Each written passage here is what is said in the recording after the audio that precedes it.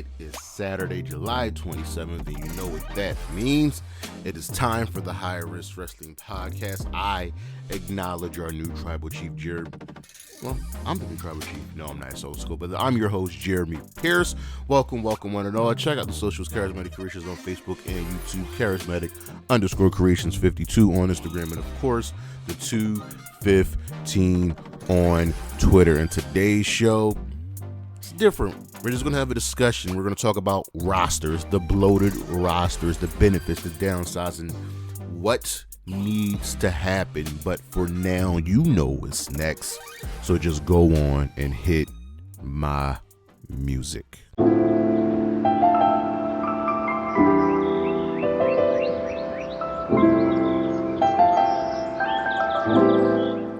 No superstar spotlight, no episode list for today. Mainly because I just couldn't figure out something. I just wanted to really talk about this. Wrestling is in a very good position right now. The WWE is experiencing some of the best critical acclaim it's had in a very long time. AEW is right now negotiating a brand new TV deal. TNA, it looks like they're finally back on track. Ring of Honor just put on a very good pay-per-view last night. MLW and NWA are now getting TV deals. Wrestling is great, but what makes wrestling great are the people involved, the rosters, the wrestlers that go out there and put on a show for us all. And not everything is great sometimes. The WWE and especially AEW, they both have very big rosters, and that's including their development, whereas TNA and Ring of Honor don't really, but Ring of Honor is a different story, which we're going to discuss.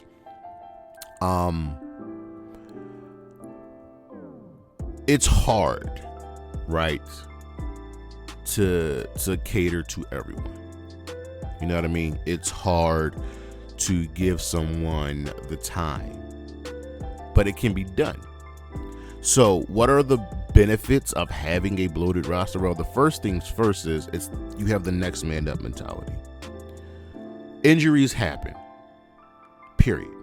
We know that. I know that. Injuries happen. And when someone gets hurt, you have to find the time to pivot. And there are times where you don't pivot. Case in point, when Chris Statlander got hurt, they just kept the TBS championship on Jade Cargill because the original plan was always for Chris Statlander to beat Jade Cargill. But you didn't pivot. Whereas you see something like Rhea Ripley getting hurt and you pivot to, and it was part of the story because it made sense, to Liv Morgan now being elevated. So the next man up mentality works. It's, I think, easier to do in the women's division than it is the men's, just because it feels like the men are just sometimes more established in the hierarchy, where a woman can be moved up and down the roster. Even though you do have those people that are on the top, you can really like slot someone. Like, for example, I wouldn't be surprised if, let's say, Liv got hurt and they pivoted to Io Sky becoming women's champion, because it makes sense. Io Sky is the greatest. So you can pivot. You can take this time, take the effort to say, hey, they're hurt, we need you. And then another benefit is you have plenty of challengers for championships. With a big roster, you should be able to have a good division for your men, your women, your tag team, your worlds, your trios, whatever belts you have on that roster. You should be able to say, hey, we're going to slot you in here, go do this. And it works extremely well with TNA because they run intergender matches. You know what I mean? The Digital Media Championship and the X Division Championship are both intergender. So that affords them the opportunity to have different challengers. Like the current digital media champion is PCO. Let's say somehow, some way he got into a feud with Jessica Havoc. I could see Havoc becoming champion, and now the X Division Championship is part of the women's division. Like it works. You know what I mean? It makes sense. So if you have this big roster, you have this just drawer of people you can slide in, and you can build up. And the biggest benefit I've seen is if you build your roster right, you have a diverse roster. You have different groups of people from different walks of life with different body types and different ways of talking and wrestling, and it works. And that's the beauty. Like, if you look at the TNA women's division, you have Rosemary, you have Havoc, but then you have Jordan Grace, you have Giselle Shaw, you have Ash by Elegance, you have Alicia Edwards, you have Killer Kelly. All of these women are different. If you look at, AEW's tag team division, they have different groupings of teams that just work. You know what I mean? But for all of those benefits, I feel like there are many more to the downsides.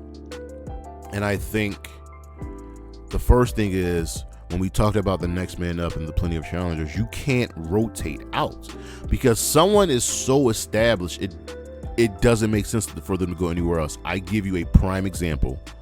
Charlotte Flair. Charlotte Flair will always be in the main event scene. Period. End of discussion. Her character is so broken and so badly developed that it doesn't make sense for her, and it can't make sense for her to be outside of the title picture. That's just bad. So because you can't rotate her out, you can't elevate someone like Zelina Vega. You can't elevate Zoe Stark.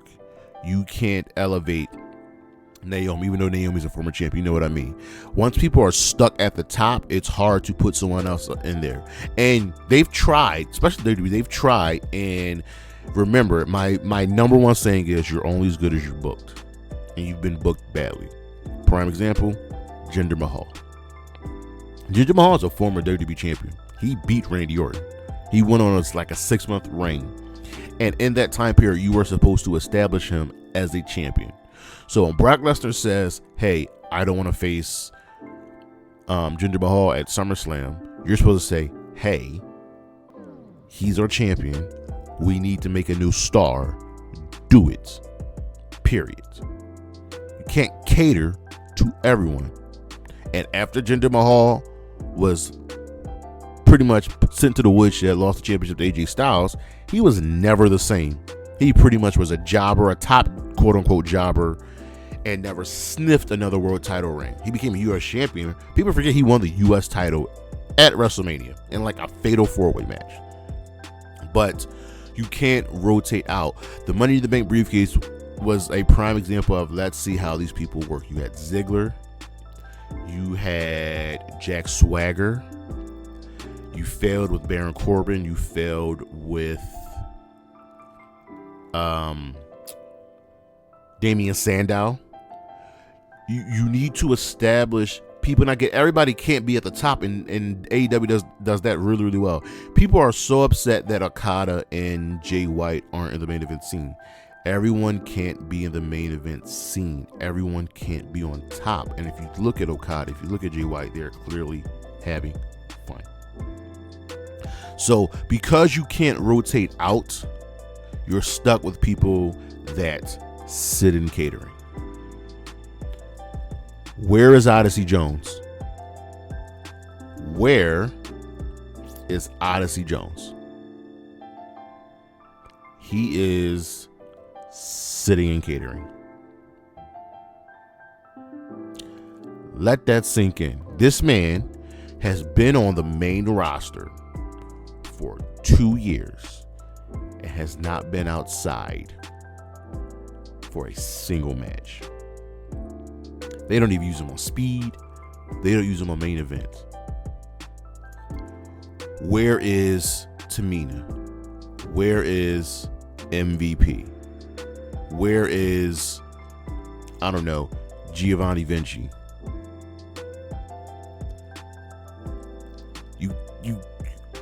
you can't use these people if you're not going to use them. I know that sounds weird, but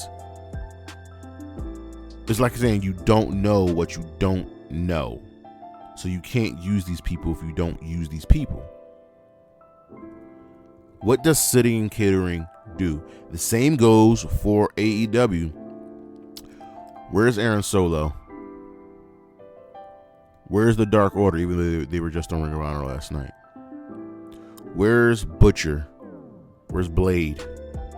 You know what I mean? Where the hell is Danhausen? I know he's healthy. Where's Dralistico? You can't use these people if you don't use these people. Yes, you can sit and cater and collect a check, but didn't you get into this business to wrestle? Didn't you get into this business to put on a show for people? And when you sit in catering, that leads to cuts. The WWE just had a roster cuts recently. They let go of a few people, a few names, and we're about to get a few more let go. If you heard the word on the street, there's going to be a few more people let go because they're not going to use them. One of them is a former world champion. It's happening in WWE. So, because your roster's so big, you can't use everybody. And because you can't use everybody, they sit in the back. And because they sit in the back, you're going to fire them. And why you fire them? Because you can't find ways to use them. It snowballs into something bigger and bigger and bigger until they are ultimately let go. And then when they get let go, they're going to be signed to another company. If they're good enough, if someone believes in them, they're going to another company. Period. Prime example, and this leads to the last topic for the downsides, the unseen potential. Our current AEW World Champion, Swerve Strickland. Swerve in the WWE was a former Cruiserweight champion. Didn't do much. You got to remember, before Swerve joined the WWE, he was in Lucha Underground. And we saw something in him. If you go back and look at that Lucha Underground roster, see the people that they had, the stars that we have in this industry. Another prime example is, I'll take you back. When Christian was let go by the WWE, he went to TNA. Wrestled under the name Christian Cage, where he wrestles under now. You know what they did in TNA? They built the company around him because they saw how good he was. They even had him above AJ Styles. Another prime example, Samoa Joe. I know, you know just how good Samoa Joe is, and yet the WWE never thought to give him a world championship reign on the main roster. Every summer, he'd be built up as a contender, he'd be built up as a killer, and they would never pull the trigger. You know what AEW did? Yo, come over here. Longest reigning TV champion. Said, yo, I want the world title. That's my focus. What they do? Yeah, he became AEW world champion and did an excellent job. And yet, for some reason, WWE never thought to do that. So, now, let's break it down again. So, because you can't rotate out, because your roster's so big, people sit in the back. They sit in catering. They don't get used. They get called into the show.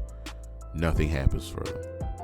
So now that they're sitting in catering, you're looking at your books and saying, why are we paying this person? They're not getting used, and they haven't been used for a long time. Now they get cut. And once they get cut, someone believes in them, they'll sign somewhere else.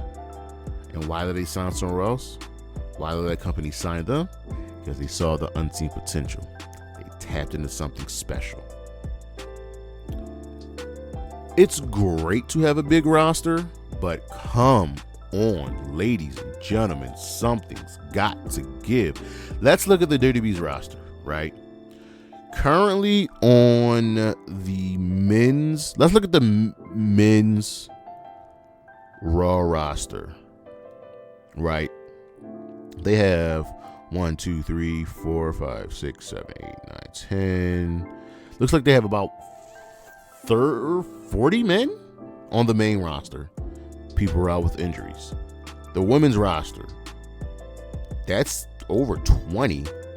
3, 4, 5, 6, 7, 8, 9, 10, 11, 12, 13, 14, 15, 16, 17, 18, 19, 20, 21. And some people are hurt. SmackDown's obviously small because they have 2 hours.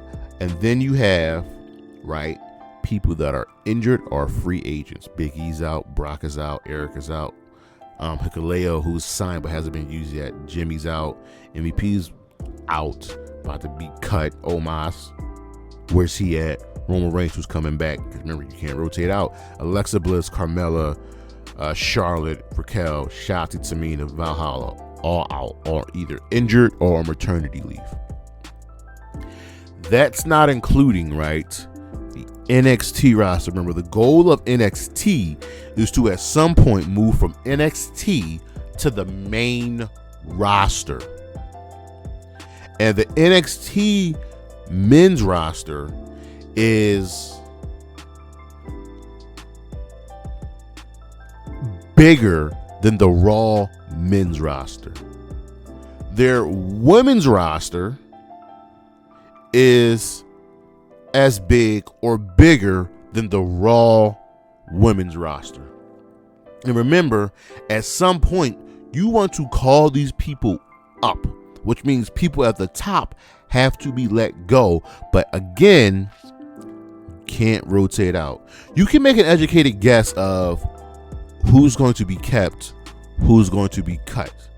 Like, Bayley's not going anywhere. Bianca's not going anywhere. Jade, Nia, they're not going anywhere. Charlotte's not going anywhere. Rhea, Becky, and so on. So you've pigeonholed yourself into keeping people down while not moving people up, because the people at the top are established. And then you have your performance center. You're still signing people. Let that sink in. The WWE has to figure out something. And I think right now, they're in a stalemate. They're legitimately in a stalemate. You can't do anything. Where do you go? You going to cut people just to bring up people from NXT who aren't ready? Because remember, if I'm looking at, I'm looking at the NXT men's roster. You're calling up. Well, remember this. You're also sending people down to NXT, because Ashanti Adonis was just on the main roster. Same with Cedric Alexander. The Good Brothers keep going down to NXT. And at some point, right, you're going to call up Obi Femi. You're going to call up Nathan Frazier. You're going to call up Trick and Wesley and Javon Evans. You're going to call out Roxanne Perez and Julia and Stephanie Vaquer and Thea Hale and Lola Vice and Carmen Petrovic and Gigi Dolan. You're going to call up these women. You're going to call up Cora Jade. And it's worked for, a little bit. Let's one more time. We look at the current roster, the main roster. I'm gonna tell you the people who haven't started in NXT. Maybe they were on the indies, but they got signed to WWE and then they moved to NXT. Carlito, Chad Gable, CM Punk, Dominic Mysterio, Drew McIntyre,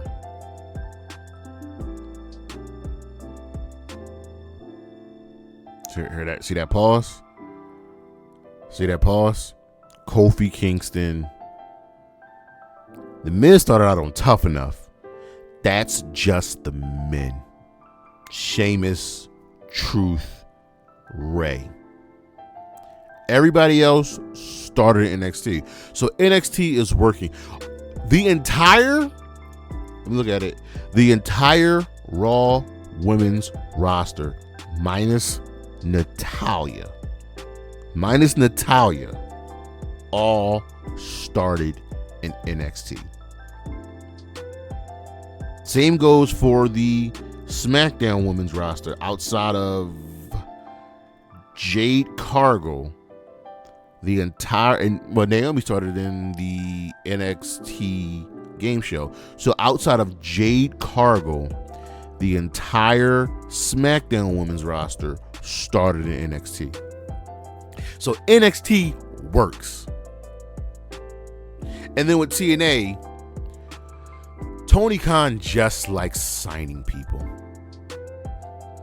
He just does, because their roster is huge. And I'm gonna couple the AEW roster with the Ring of Honor roster. And I think that genuinely does help AEW that they have Ring of Honor. So you can fall back on that, so that, hey, if I can't use you in AEW right now, I can use your Ring of Honor. And I've said this time and again, Ring of Honor needs their own dedicated show with their own dedicated roster, with only a few people able to move back and forth between AEW and Ring of Honor. Once this new deal gets signed, I think we're going to see really, really good change in what goes down in Ring of Honor and what goes down in AEW. And we'll have a little bit more concrete plans. But Tony Khan loves signing people. The roster is huge. The men's roster is huge. When it comes to the women's roster is so big. The women's roster is so big. And not everybody can get on TV. And I think you have to put some of these people in Ring of Honor. And that's okay. That's okay. So Tony's issue is, you need to stop signing people. Stick with what you have. Get this TV deal done. Period. You'll be fine. You'll be fine. I promise you, you'll be fine. And you have the show. Tony Khan gets 3 shows a week: Dynamite, Collision, and Rampage. You have the time, the effort with this large roster to establish your stars. Do it. Now, he has said time and again that when they made AEW, people will rotate out, which is good. They give people a time off. They give people, time to be with their family, to heal, so on and so forth. That's good. That's very, very good. But let's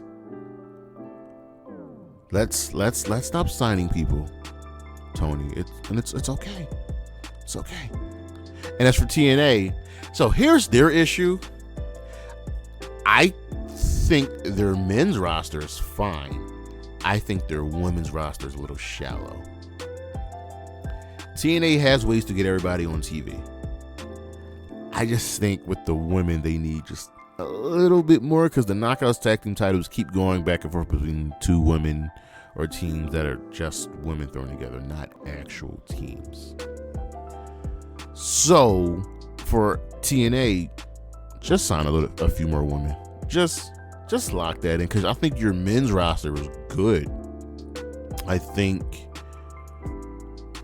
you don't need to do much there, right? So just get a few more women, lock it in. You'll be good. Okay. Don't reach the point where you're like the other companies. Now, I do think they could deal with maybe. See, they have Explosion. They need to treat Explosion like Rampage. Get a few more stories on there, get that onto your YouTube channel or somewhere else, and then I think you can really expand your roster just a little bit more. Get some more money from Anthem. You know what I mean? So work on that. You'll be good. Listen, wrestling is great. Wrestling is doing absolutely wonderful, and I want to see everybody see. I don't do tribalism here. If you ask me who my favorite company is, it's AEW. But I watch all wrestling: AEW, Ring of Honor, TNA, NXT, New Japan, CMLL, AAA, MLW, NWA. I just love wrestling. I love professional wrestling, and I want to see everybody succeed. So let me know what you guys think. Thank you for listening. Thank you for watching. I greatly appreciate it. Coming up, I gotta get the schedules ready for August. I missed out on a few things this month. I missed out on the Flashback Fridays. I missed out on the Let's Talk About It. But we're going to do better with that. Check out the socials, Charismatic Creations on Facebook and YouTube, Charismatic_Creations52 on Instagram, and of course the 215 on Twitter. And as always, Anna J, Willow Nightingale, Chris Statlander, Bailey, Isla Dawn, and Gigi Dolan. Holla at your boy. Peace.